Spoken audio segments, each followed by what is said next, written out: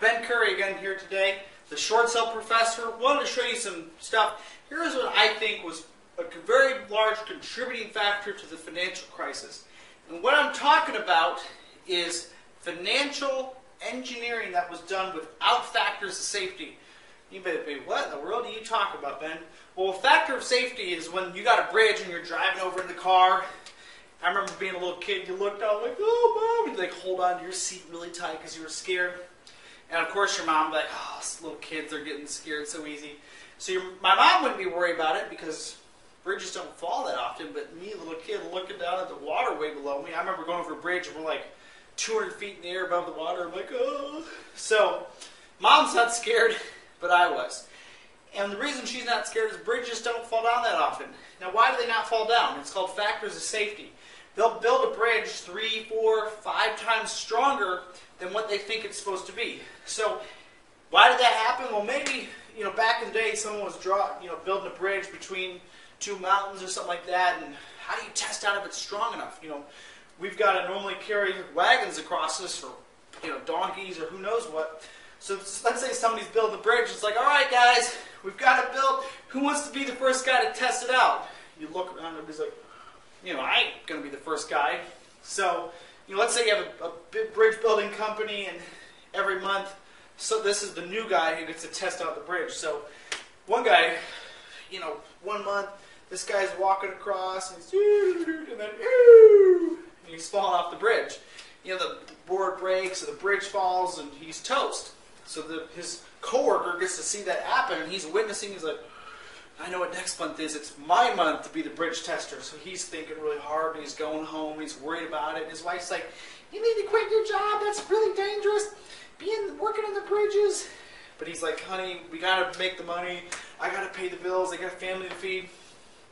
So what does he do? He's really thinking hard. Oh, man, I don't want to be next. I don't want to be next. So he says, boss, is there any way we can build the bridge maybe twice as strong so it can support me and another guy? So the boss, yeah, we could try that out. So that's what happens. They build bridges with a factor of safety. So they might estimate, okay, we've got 2,000 cars across this full length of this span, or who knows whatever the number of cars is, and they each weigh so much, blah, blah, blah. That's 100,000 pounds. Well, let's make the bridge able to hold up 400,000 pounds. If we look at the maximum strength of the steel and everything, or 500,000 pounds. So this is what's happening in the real world of bridge building and, house building and truss building and skyscraper building, all these different things. But it never happened with mortgages. So here's what happened. Merrill Lynch would go out and buy a pool of 1,000 mortgages from a mortgage lender. Let's say First Magnus, Countrywide, they always come up. They might buy 1,000 of those mortgages that earn a pretty good interest rate at 10%, 12%, and they think, oh, we can go get those mortgages.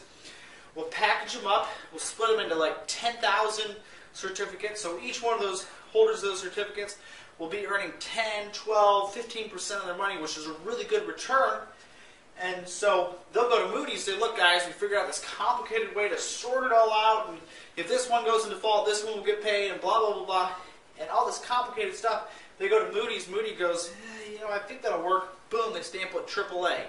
So they're taking junk and repackaging it as AAA. And how do they do that? By getting Moody's to look at all the numbers. They basically did engineering on these mortgages, packaged them as AAA, but they didn't have a factor of safety.